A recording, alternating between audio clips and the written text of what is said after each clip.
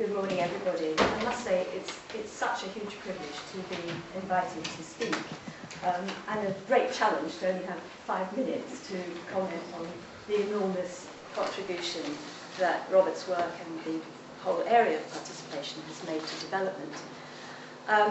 I first met Robert in 1987 when I was working at ODI on participatory methodologies for agricultural development, and it was an inspiration to me that here I met somebody who could so articulately present some of the ideas that I've been struggling to express for some years, ever since I started work in agricultural development, mainly in Ekada in Syria in the 1970s.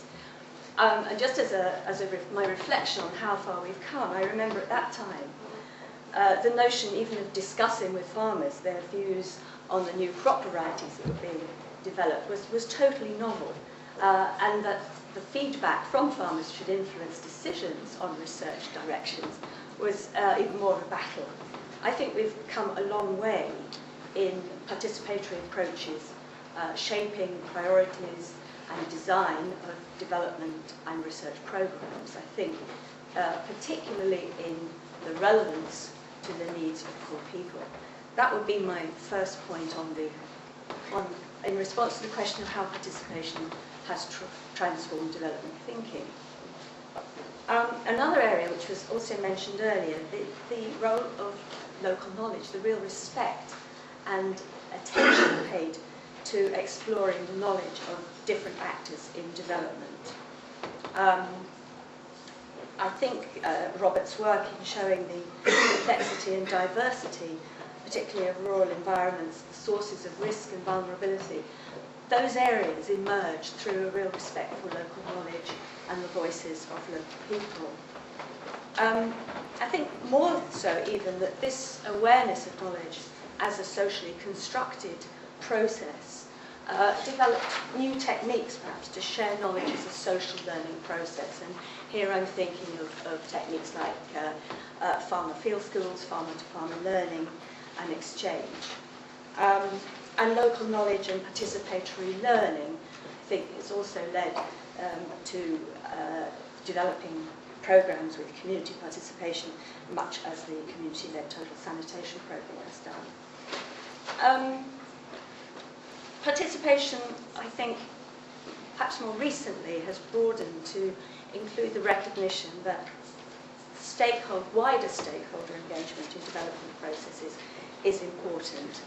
And I think now more recognition perhaps is given to a wider range of actors that needs to be included in participatory processes, extending to include perhaps policymakers, researchers, private sector players, and service providers. I think development approaches now are embracing a much more interconnected approach, spanning different levels and types of organisations and actors. And I think these kinds of linkages can help to create ways of bridging these different levels in development.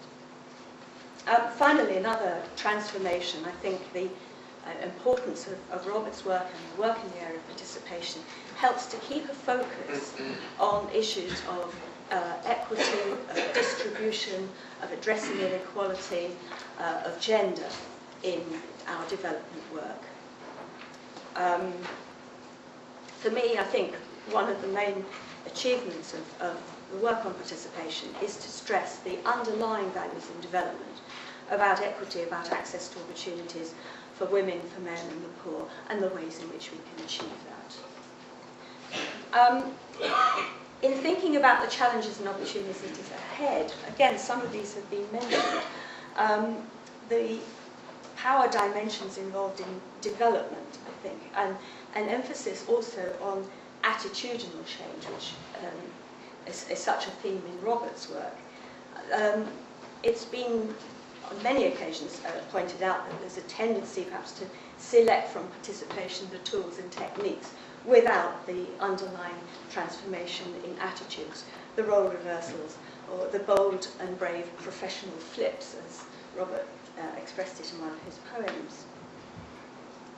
I think this brings a recognition that for participation to be embedded, to be sustainable, perhaps new forms of institutions are needed, new linkages between participatory processes and the different levels I mentioned just now, including decision makers. Another point I thought was about the role of participation during economic recession. I think we're facing a trend perhaps to looking at aid investment as very much linked to cost effectiveness, bringing the risk of a very narrow interpretation of accountability and value for money. I think in the 1990s there may have been a tendency to expect participation to be headlined in every proposal or development plan. I don't think that is at all the case today. I feel the risk is that the focus on, is going to be on development activities and outcomes that can be easily monitored and measured and quantified in financial terms, while those that are connected with strengthening capacities, transforming local institutions, are considered more problematic. I think important work has been done in participatory methods for quantifying information.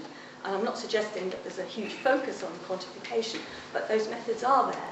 I don't think they're very extensively used, and I think more wider application of those methods could perhaps address this problem. And at the same time, I think we need more effective ways of presenting outcomes from participatory evaluations of other processes which cannot be quantified. I'll just mention three areas which I think have broader relevance to participation, of the theme of participation. Again, some have been mentioned. The first is broadening access to global knowledge. Robert mentioned ICTs. How can marginalised people, particularly in rural areas, access new communication technologies for information sharing and participation? We've seen great strides through the use of mobile phones and connectivity, but not so much through the interactive power of the internet. It's interesting watching the swell of opinion in North Africa and the Middle East at the moment, demanding democracy and participation, partly stimulated through these communication channels. Adrienne, 1 more minute. Okay, what access have the rural poor to these kinds of information technologies? Second area is the question of participation in private sector-led development. I have questions over the place of participation in market-driven development approaches. Is it simply about purchasing power and consumer decisions? What are the new forms of participation and representation emerging in these fields? And lastly, participation in response to climate change and variability. This picks up on the long-existing theme of vulnerability and resilience in the participatory research tradition. But this is an interesting area because it is where different knowledges come together, where processes at the local level, at regional level and global level have to be considered and discussed together. So thank you, I'll stop there.